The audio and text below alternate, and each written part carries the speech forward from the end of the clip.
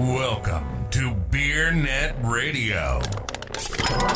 Listen to on every continent except Antarctica. B-E-E-R-N-E-T.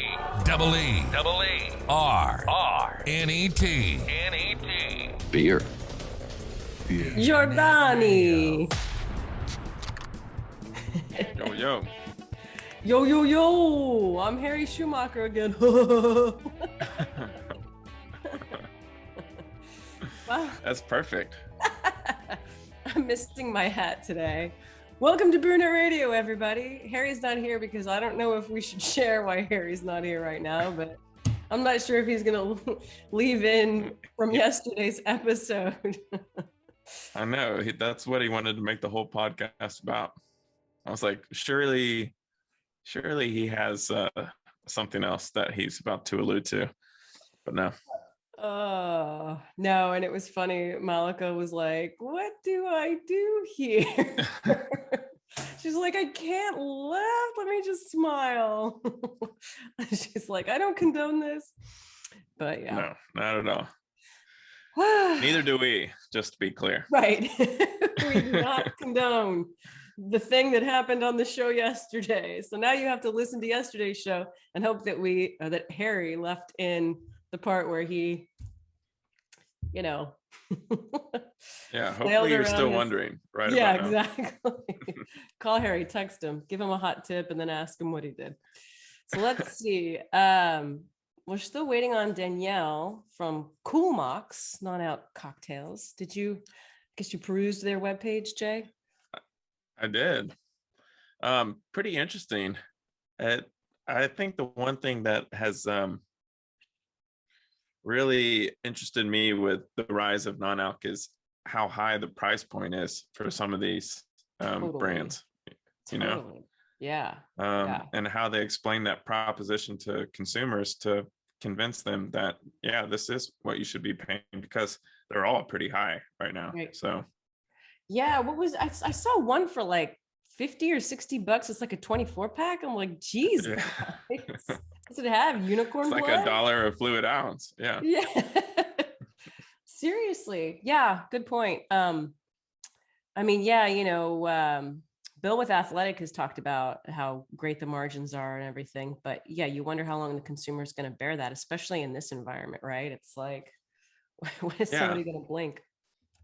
Well, and going to a restaurant, and when Les was pregnant recently, she would order like a Virgin Bloody Mary or something, and you expect that Bloody Mary to be a little bit cheaper.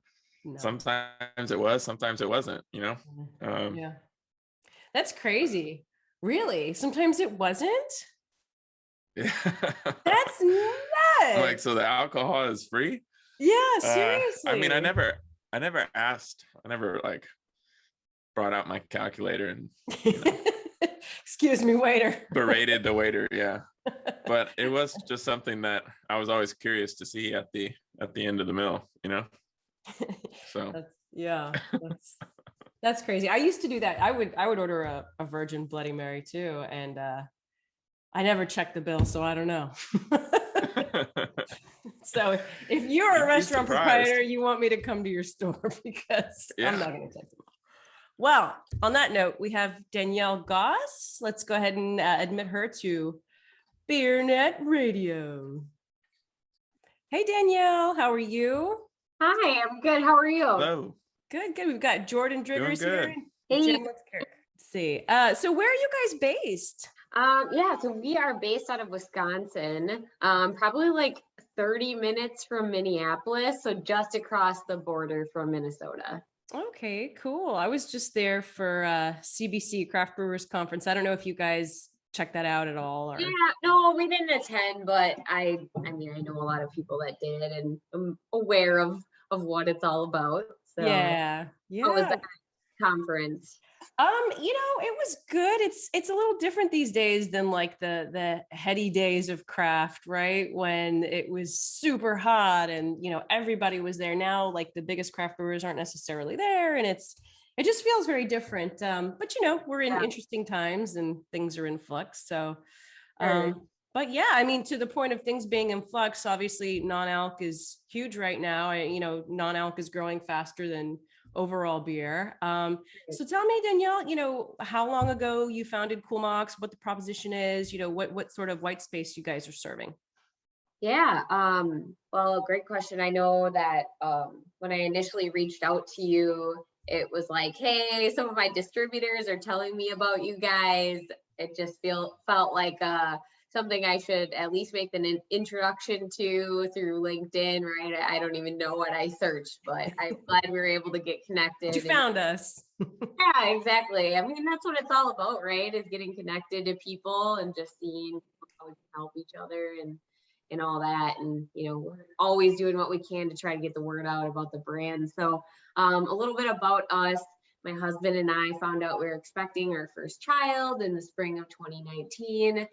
We've always been a social couple who enjoys a beverage or two as family and friends, and, quickly started to look for ready to drink, alcohol-free cocktails or ready to drink mocktails at our liquor stores, bars, restaurants, and really struck out, right? I wanted something that was fun and social that gave me that adult drinking experience, something that a bottle of water, a can of soda just can't give you in those social settings. My husband's a craft beer guy, so I always wanted him to be able to go grab his six pack of IPAs and bring home something great tasting for me.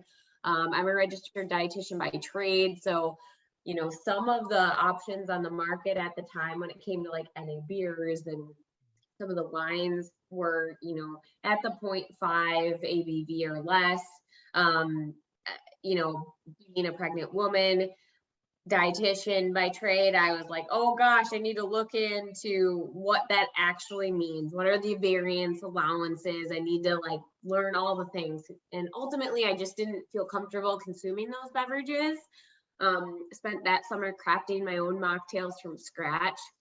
We did a ton of market research, focus groups, and did some digging to ultimately learn that the demand for no and low alcohol beverages extended well beyond pregnant women. And that's what really catapulted us forward and making the decision to jump in and start building the Cool Mox brand when I was just 7 months pregnant. So that was the fall of 2019. We had our first iteration of tasting our original 3 craft mocktails. I think it was on day two home with baby. And that was in December. And then, fast forward to July of 2020. So just coming up on our 2-year anniversary, we launched our business online and then through beer distributors in Minnesota and Wisconsin to get started. In our first 6 months, we really built out that territory and, always working on further market penetration, especially as this category and just the mindful drinking movement continues to pick up speed. So that's where we started building the brand. And then in 2021 was when we engaged with a contract national sales team who we work very closely with and building out our national footprint. So I would say, today we started very locally. That continues to be, a space where Wisconsin, Minnesota, people drink a lot of alcohol here, right? So sometimes people are like, you started a mocktail brand in Wisconsin, you're crazy. But the reality is people here love to drink, but they're also just like everyone else. They're people who care about their health and wellness.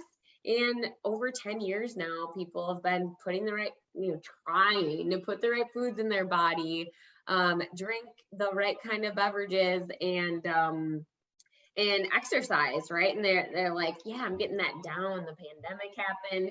We didn't plan to launch a beverage brand during the pandemic, but no one planned that.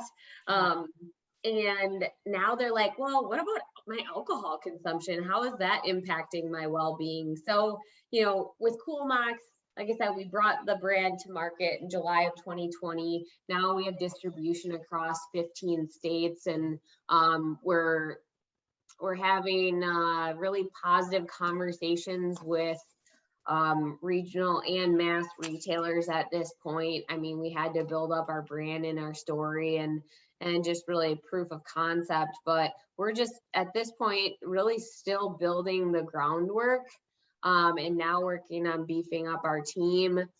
We did a ton of surveys and asking our current consumers, like, what else are you looking for? You know, keeping a close eye on data, like for example, from IWSR, who comes out with, you know, really great relevant information as it relates to the low and no alcohol space. And like, for example, engaging trial, having variety packs is key there. So we launched a variety pack just this past winter. As a part of like really offering people an option to just jump in and try. So our original 3 that we launched with were the strawberry margarita, the mock mule, and the blackberry mojito, all 50 calories or less, infused with spirit notes to keep the party going.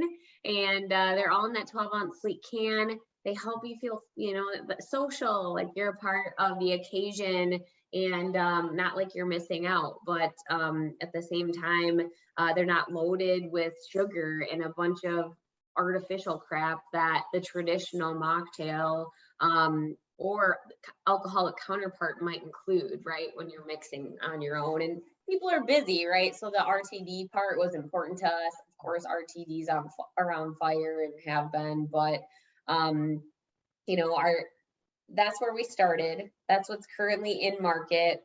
All of our distribution right now is through beer distributors, maybe one wine and spirits distributor, but for the most part, we're leaning into that beer model.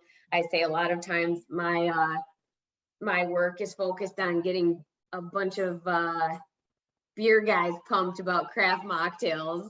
And it's super fun because I'll take like a day to work with them in the market. And at the beginning, they're like, okay, yeah, these taste great. Like, let's do this. And then, you know, I work with them and they hear like how it's just so relatable. And we're talking with retailers and consumers. And at the end of the day, like, they're so excited. So it's really fun. It's been a journey. Of course, it's had its ups and downs like any other beverage business. When you factor in a pandemic and like supply chain issues, we've like, full disclosure, we've had to switch co-packers 4 times in less than 2 years because it's a hard time to just do anything in beverage, but we've persevered. And going into this summer, we're set for our best summer yet. Our 3 new craft mocktails are a part of our second variety pack called the Adventure Collection. And it includes 3 new mocktails, which are the peach hibiscus cider, mock G&T, and the classic margarita. Again, all 50 calories or less. I mentioned earlier they have spirit note infusion. So, for example, the classic margarita has an agave tequila flavor infusion. The peach hibiscus cider has a vodka type infusion. And the mock G&T is, you know, botanical rich, but it's meant to be really light. Some people who like would never even be G&T drinkers have tried it and they're like, damn, I actually like this. Like for me, for example, I'm not even really a G&T person, but I love it. And it's just really light and refreshing. It has a gin flavor infusion, and you know, our brand positioning and how we're talking to distributors and retailers in terms of like the white space that we're filling is, hey, this no and low category it's not like a rocket ship, right? And that's a good thing that it's not exploding overnight. It's because it's here to stay. It's a part of like, you know, thinking about behavior change and how like cultures shift over time. The United States is a heavy drinking culture. Our target audience is the mindful drinkers. They're not going sober. They're just looking for ways to moderate. So maybe like if they're hanging out at a party all day, they're going to have a few mocks like mixed in with their day to stay social, but like also be present and like not feel like garbage the next day. Or maybe they're taking the night off. So we're doing some unique things from like being at all the bars, at some music festivals this summer, really trying to get into those social settings to give people options, because it's 2022, right? Like, you should be able to have a great time and do it on your terms. So that's kind of like the on-premise piece. Like, anywhere you think about on-premise, we didn't focus on that at the beginning of our brand launch for obvious reasons with the pandemic. But then the retail side of it is like, this category is here. Like, I walk into a liquor store, a grocery store, you're going to see something depending on the area of the country you're in that's different, or the store you walk into. So if they have just NA beers, well, we say they're our best friends in that scenario, and we want to be right next to them in the cold box, because people deserve something that's a little different, right? But then you've got the Total Wines of the world, where we're selling like freaking hotcakes. They have a huge built out diversified NA space now, right? Where there's the RTDs, there's the NA wine, spirits, beers. And so we have a home there already. That's where things will be, like, everywhere at some point, but that doesn't happen overnight. So a lot of what we're doing, like this past spring, for example, I had over, probably 15 to 20 meetings with regional to large retailers, where I'm saying, hey, let us be like someone you can lock arms with. I can help educate and work with you to share what we're learning as we get into the market.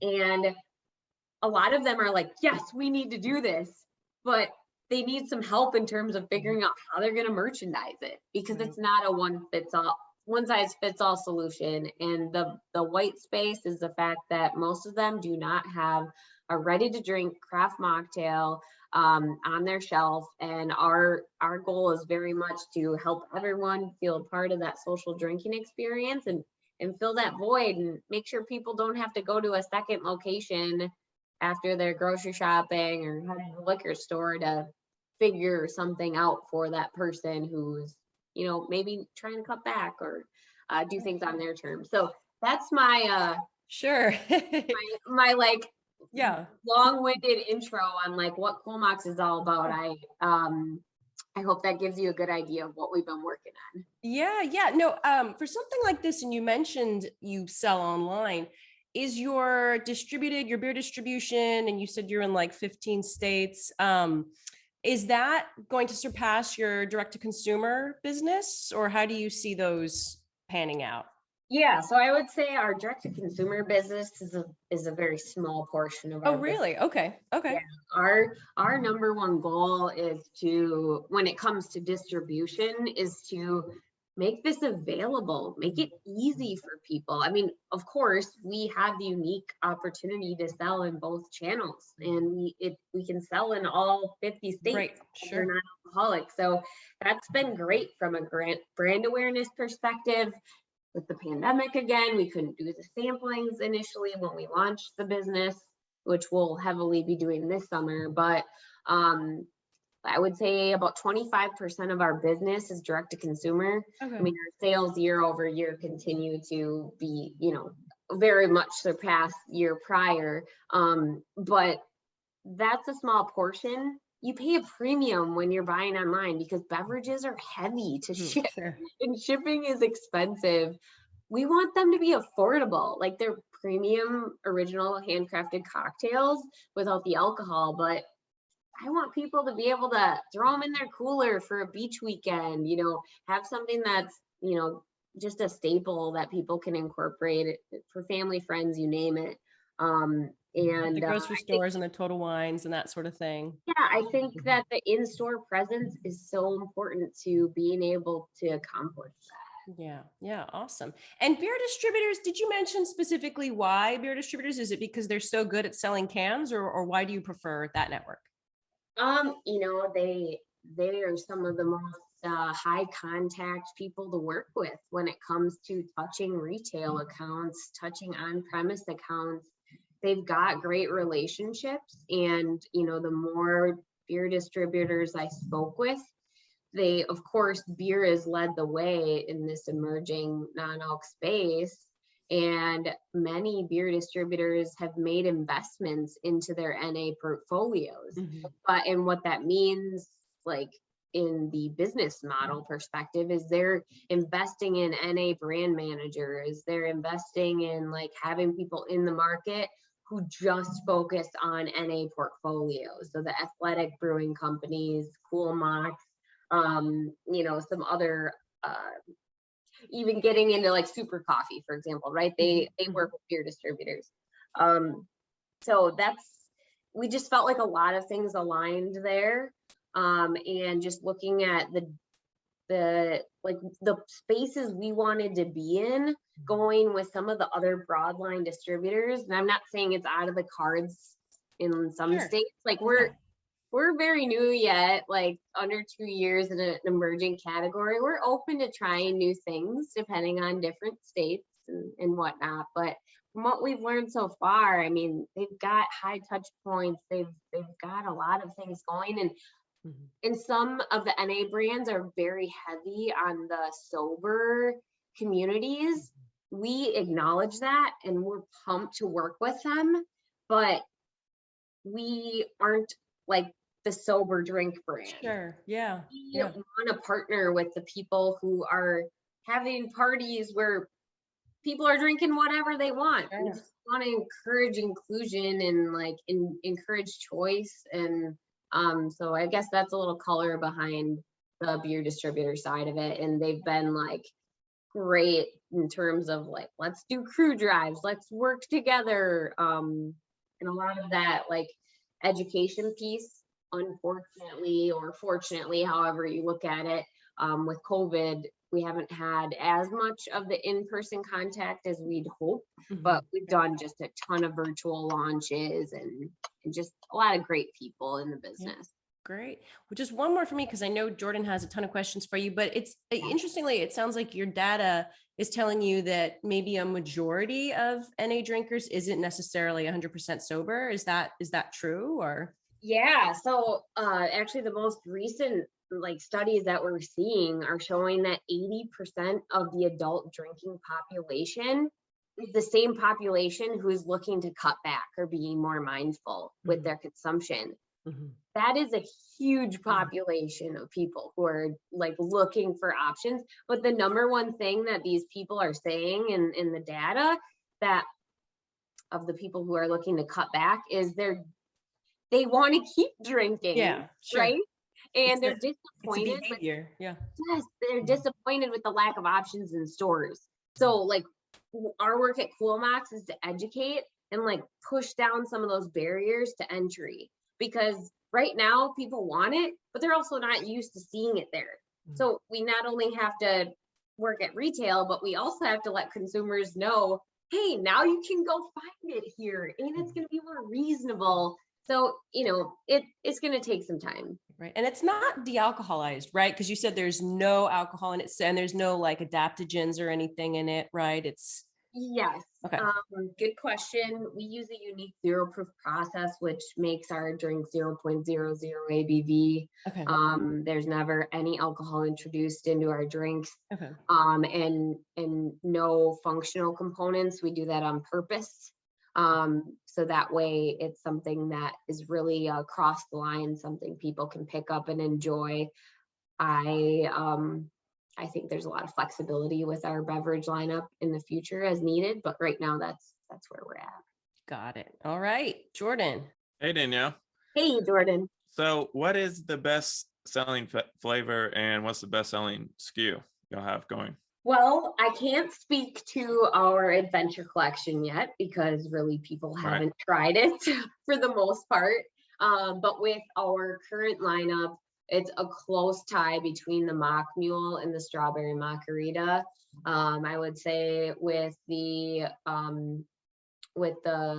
retail side of things, with that distribution model, we see in stores, liquor stores, retail, the Mock Mule moves the most. And then the Strawberry Margarita is a close second and wins in the direct to consumer side of the business. So online sales, where the mock mule takes a close second.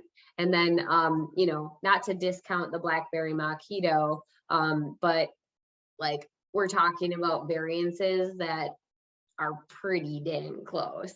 But gotta answer your question. Those are the top two.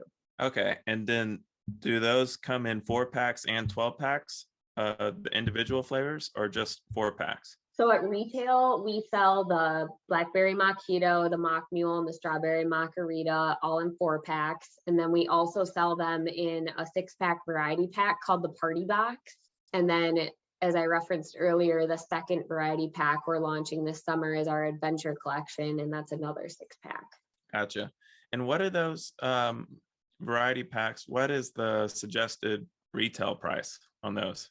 Yeah, so suggested retail price on the 6-packs it varies a little bit based off of, portion of the country, what you're going to see across different retailers and such, but anywhere between $12.99 to $14.99.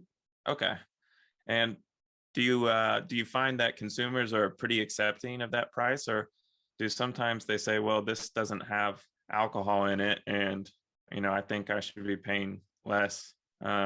Because Jen and I were talking about this earlier. We've noticed that some non-alcoholic brands carry quite a premium price tag, and a lot of them do, and people are buying them. So I'm wondering if you hear any pushback from consumers on pricing. I can pretty confidently say that pricing is not an issue. I think there are a couple ways to talk about it, though.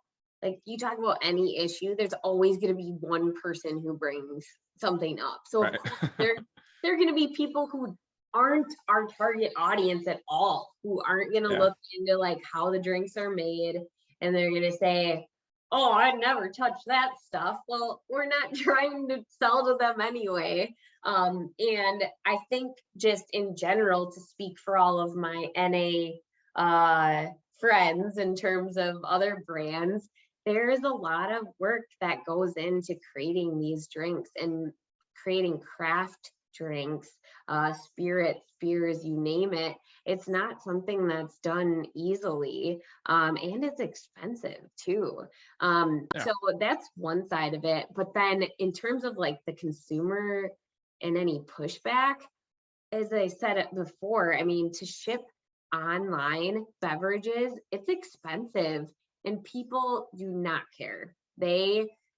Because of the demand, people wanting it, and they're not seeing it much in stores yet, they'll pay, for example, on our, we sell on Amazon. We sell for $14.99 on Amazon for a 4-pack, and like in stores, it's quite a bit less. But that's because like you'll see that with any beverage, right? I'm just saying that like there's barely any resistance there. People want it, and they don't have the choice where they're at. So they're gonna buy it online and pay a premium if they can't get it in stores, even if it is more expensive.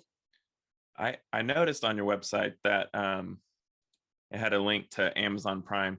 How long have y'all been doing that, and how's that experience been? We started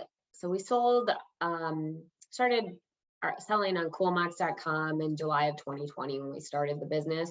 And then we launched our Amazon business in January of 2021. And it's going really well. Our numbers are like probably 75% up from where they were last year on there. Okay. So for us, like that's great in incremental growth. It's definitely like we're going to introduce our new 3 flavors on there, and we set records every single day at this point, like throughout ever since launching. So it's good. We're getting more awareness, and I think as like this moderation movement continues to pick up speed, it's awesome that we're able to help bring this drinking experience to consumers in a variety of different pathways, right? I think like there are different shoppers for different paths of products, right? And we're able to, because we're 0.00 ABV, we can be at liquor stores, but we can also be at your local grocery store or online. So a lot of flexibility there. Yeah. And last one for me, and I'll kick it back over to Jen, but how are you spreading the word of the brand and, this movement you're talking about? Is it mostly through social media or showing up in person, doing tastings? All the above. All the above, and then I would say. I mean, we've been a hardcore bootstrapped brand. Like my husband and I, we launched the brand in market in 2020. I told you we had our first child just before then. Since then, we had our second child. My husband's involved with the business to a certain extent, but I am the CEO and I've ran the business amidst all of that. And we, brought on this awesome sales team. We work with some amazing vendor partners to help bring this brand to life. And because of the pandemic, when we launched the business, we really leaned into social media, but also because of our relatable story and people just wanting an option like what we have to provide, responsible consumption, the press, the local media, some national media outlets, they have just reached out to us and they wanted to talk to us. So that of course helps spread the word, not just about Cool Mocs, but the category in general. And we're doing as much of that as we can, right, to help spread the word. And then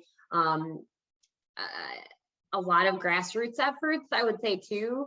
Like this is getting into the weeds, but like this is what it is when you have an infant at home. I built our what we call our cool squad of influencers online. I'd be like up at 2 a.m. nursing my baby, like DMing people on Instagram, like, hey, you're awesome. Can we talk on the phone? I want to send you our drinks. Like we're looking for genuine people to just try our drinks. And if you like them, post about it. That was like my number one priority. I didn't want people talking about our drinks if it wasn't genuine, first, because that's not what we're trying to build. And secondly, because people can tell when you're not being authentic as well. So it all started that way. And then I talked to people over the phone because they're humans, you guys probably can tell, but how you're like looking on Instagram or wherever online, it's easy to kind of feel like people or just get an idea. But I didn't want them to just be cyber influencers, right? I wanted to have some sort of connection. And also it helped me learn about our consumers. Like, hey, what makes you be interested in what we're doing at Cool Moc? So I've gotten the opportunity to meet a ton of cool people along the way. They all have a different reason for why they pick up our drinks and enjoy them. We're also a part of AMBA. It's a founding member, the Adult Non-Alcoholic Beverage Association. So this is a little bit of a sidebar, but just in terms of like that connectedness and gaining just more vibration behind the brand and what we're doing, connecting with other industry founders and brands, an organization like that has, helped too. So, hey, we're doing a lot of different things. We're just getting started, to be honest, like a lot of things in the works, but we're really excited about this summer and we've got some really unique opportunities to be in like press related outlets coming up this summer that we're really fortunate that people just are giving us a shot to share our story and share our drinks and get the word out there. Awesome. I love what you said about the multitasking while you're nursing, because that's like prime time to get some work done, right? I love that. You're a go-getter. You're a bootstrapper. But I think you did use the word bootstrap, right? And so I'm wondering, like, is there anything you can share? Do you guys have any investors, or is this still all like your own stuff and just building it from the ground up? Yeah. Here's what I can share. My husband and I owned a corporate wellness business since 2016. So I've very much been like I guess a self-starter, if you will. My husband's always had an entrepreneurial spirit. We bootstrapped on our own, and we worked with a small group of friends and family to help get us to that first production run. Where things stand today, we did a small crowdfunding campaign, almost as like a way to, like, a big benefit of crowdfunding campaigns is really brand awareness. Mhm. Getting your brand out there and people seeing it in a different space. And because of that, now we have like 150 people who are consistently like sharing in new places that we didn't even know about. But beyond that, I would say going into the summer months, we're working on a lot of things, and investment is going to be something that we are entertaining as we grow, for sure. Obviously, beverage brands require a ton of working capital. Mhm. Yeah, no, of course. Yeah. Trying to find the right, people who believe in what we're trying to accomplish is going to be important when that time comes. Sure, sure. And then also, kind of in that vein, are there any, I mean, I know you guys are new and growing a ton. Are there any like numbers you can share in terms of year-over-year growth, or like case equivalents y'all are doing, or any of that sort of benchmarking? Yeah. Here's what I can tell you. Getting out those spreadsheets, right? Yeah. I'm going to say to you that our DT sales up our year over years 71%. Okay. And beyond that, we're growing. We have a lot of good things going, and it also takes a lot of work. And that's where we're at right now. We're working on hiring people, like boots on the ground, a lot of different efforts that are going to be able to put more color behind. Like a year from now, I'd love to be able to talk to you again and tell you like all the amazing things that we have in the works that have then since come to fruition. So that's, I guess, what I would share for you right now. But a lot of good things going on behind the scenes. But also, Nice. like, I'm not gonna sugarcoat it. Like, we ran a brand new beverage business during a global pandemic for the last 2 years. It's been freaking crazy. Yeah. To say the least. It hasn't been perfect, but we every single day. That's awesome. I mean, yeah, you said you guys had to change co-packers 4 times. I can't imagine what that was like, but you got it done. So awesome. Good for you. That's amazing. Yeah.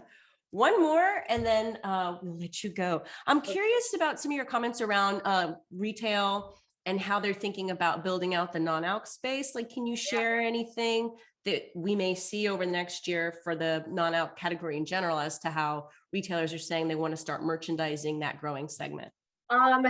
Yeah, so I guess here's what I can share as kind of a summary from the many meetings I've had. As I referenced earlier, like Total Wine, of course, that's kind of a completely different animal than your average retailer. They focus on beverage, so like you want to see the most innovation in like a big beverage store. That's a store like Total Wine. I know there are others, is going to be a great option to go check out like what's on the shelves. But these conversations I'm having with buyers is like anything from where do we put it? We know we need to do something here. They're also respectful enough to not tell me that they're going to put it on the bottom right shelf next to everything that has dust on it. And that, quite frankly, I tell them that I don't want to be in your store if that's where we're going to be either, because we need exposure. We need to be in a place where people can see it. And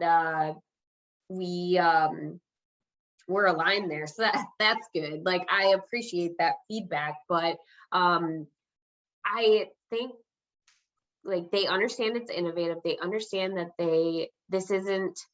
it's not a trend. Like a lot of people thought it was a trend at first, like something hot that's going to be gone tomorrow. It's, one of our consultants always has told us what goes up like a rocket comes down like a rocket. And I truly don't believe that is what we're talking about here in the adult NA space. This is something that is going to be here to stay. There will be incremental growth. I'm not just talking about Cool Mocks, but in general, like some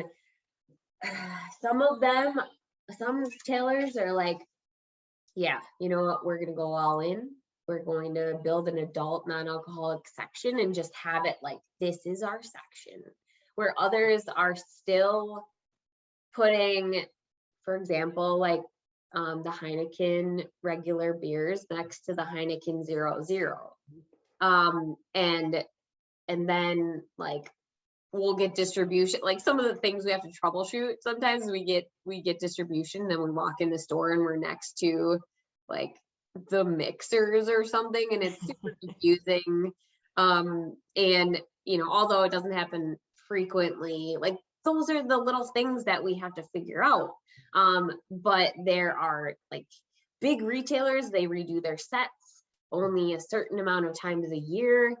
So, a lot of them are still learning about this, like the beer distributors, for example, they know this is happening. They know it's going to keep growing. I think now the next phase of it is the retailers, they're getting educated on it. They know there are more and more options coming out, and they're trying to adjust and learn, like, where do we put it? How are we going to approach this NA space? And so far what I've seen is like most of them are moving slow, but they also don't make decisions completely redo beverage sets overnight too, right? So I think a year from now, most of the regional and mass retailers are going to look a lot different, is what I would say. Do I think that they will have something as extensive as a Total Wine?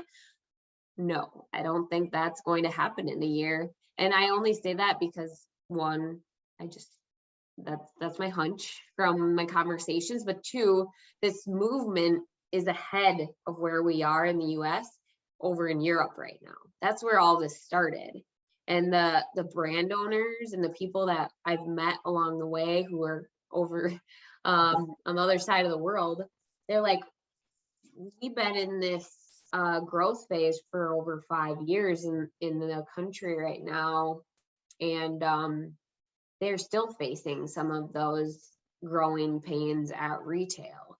So I also believe that the US is different. And it's not going to be just like Europe, but I think we can learn some things that they've been able to learn from. And I think progress is important, not perfection. And that's like where we're at currently. So cool. Yeah.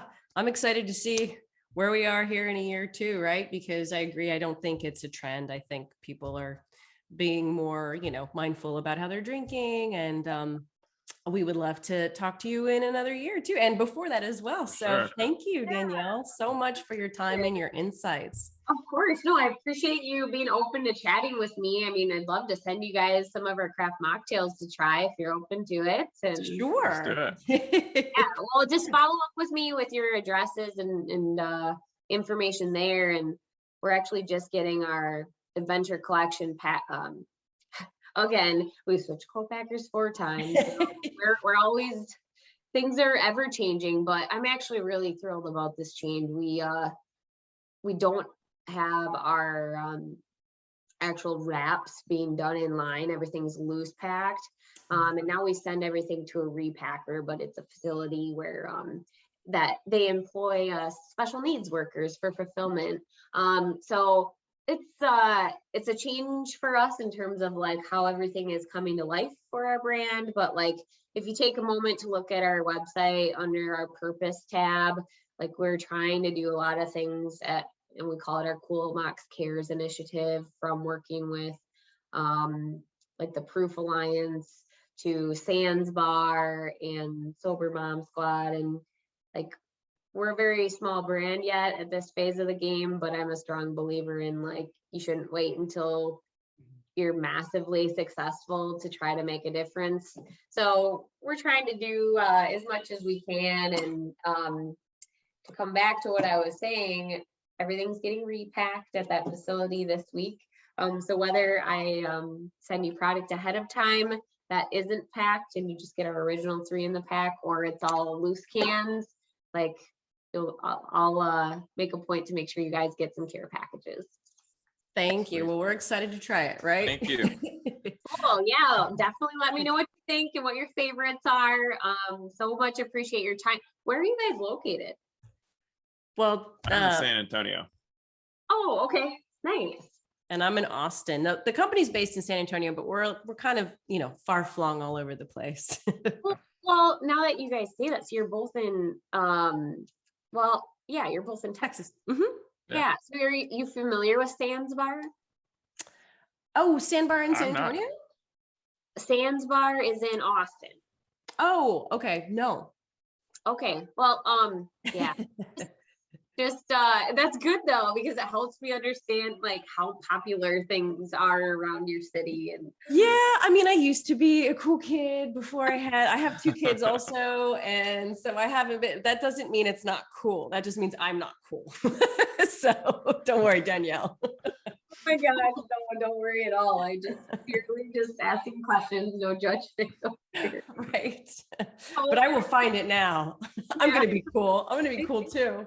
No, it's totally. How old are your kids? 4 and 6. Okay. How about you? You're busy. I have a 10-month-old and a 2-year-old. Yeah, you're busy too. Oh my gosh. But that's great. That's awesome. Oh. Yeah. Jordan, do you have any kids? My wife and I just had a kid. Oh, you She'll did? be 3 months. Yeah, she'll be 3 months on Friday. Oh my gosh, So, congratulations. thank you. It's been a whirlwind.